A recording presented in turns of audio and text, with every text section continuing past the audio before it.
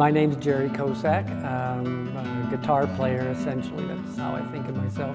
I wanted to be one of the Beatles in the mid-'60s when they came out, and that got put aside for years. And finally, when I got into college, I thought, well, after my first year of college, I thought it's now or never. You either start playing or you don't. And so I started taking classical guitar lessons and auditioned for the program. And that was my epiphany moment, if you will, when it's like, oh, this is what I want to do, and I think this will be fun. Never gave any serious thought to how I'd make a living. It was just, this is what I want to do. And I think that was a good approach. Probably in the late 90s, I really got interested in just playing what is now solo fingerstyle guitar. So I'm not trying to make radio-friendly stuff. I'm not trying to make hummable stuff. It's what I hear in my head. I have a trio that's called Blues Contraption, and that's as close as I've ever gotten to playing covers. I mean, we'll do a lot of R&B, blues, you know, Wilson Pickett, Marvin Gaye, Johnny Winter, stuff like that. But we do it from the perspective of a Delta blues player. So everything is, basically all the tunes are here, and they're my arrangements of things. And then I find whoever is available to play bass and drums, and we then create it new that night. But people are hearing songs like Heard It Through the Grapevine or Midnight Hour or Mustang Sally. They recognize the tune, but the arrangement is completely mine. I am very grateful to say that I don't really have a day job. You know, I play in a big band, I have my trio, I do lessons, I play my solo stuff. I play, you know, weddings and private functions, and the key is doing a lot of things, and then living in a place like this. If I want to rehearse with a band, there are facilities here. If I want to make a video in a place like the Landmark Gallery, all I have to do is check it out. As far as living in here and making it work, I mean, you walk around, just walking down here, you see people's art on the wall, or we're sitting in here with people's art. And I don't know about you, but I've never lived in an apartment building where you had this. It sort of motivates you because you see what other folks are doing and saying, wow, they're getting out there and they're just showing their work. Well, you know, I better too. I better not just sit in my apartment and hang out, but get out there and do art. It's good. One of my pieces is, what is it? It's probably from the early 2000s, The Garlic Press and the Little Guitar. My titles don't always have monumental significance. That song was written when we were living in a duplex, and I had my son's little 1/4 size guitar, and he had a garlic press.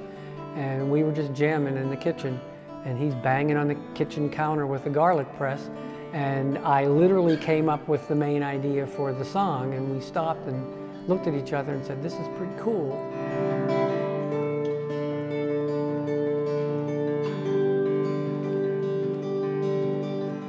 I play it all the time. People like it. I think it's deceptively simple. It's nice. Because some of my music can be rather challenging to find a melody for some people. You know, when I'm doing gigs, I can play it early on so that people say, oh, this is nice. And it can, you know, give them an entrance into what I'm doing rather than just hitting them over the head with another piece that comes to mind is a tune I wrote called Yossarian's Dream, which is the title of my most recent recording. And it's Yossarian from the novel Catch-22. I just happened to be reading the book at the time, and I like the name. 90% of the tune is played with both hands hitting the fingerboard. And so it's very percussive, and sometimes the melody is the hitting the guitar. Sometimes the melody is me, you know, striking the body for a drum sound. Sometimes the melody is actually a melody. But I really like it because for me, That represented something very new for me. It was trying to sound a little more modern, percussive, and it's very technically challenging.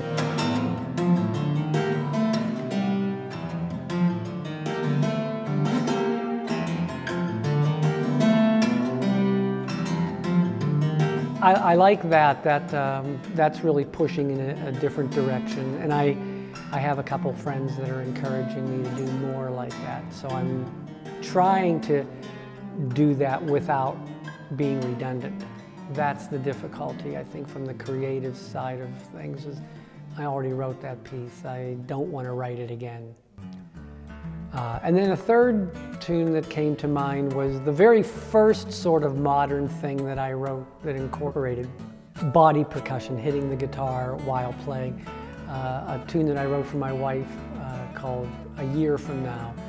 And I still really like that. It's probably the most difficult thing that I can play. So I like to challenge myself and perform it, because that's how I push myself to get better.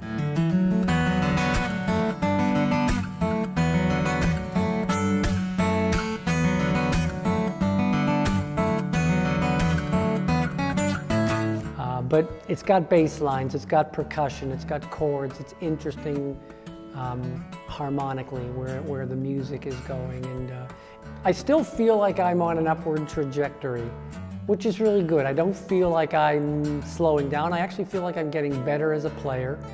And playing the wide variety of music, I think really helps. Playing musicals, playing with a big band, playing with my trio, teaching lessons I learn from my students. I think that helps.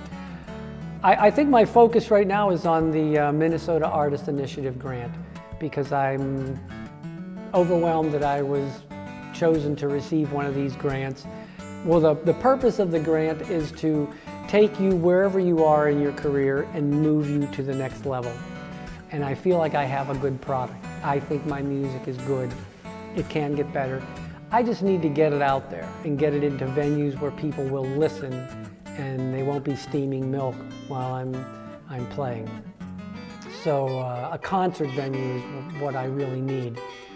So I got this grant to put on a series of concerts in venues where people will be listening. For me, I always say play music for yourself first.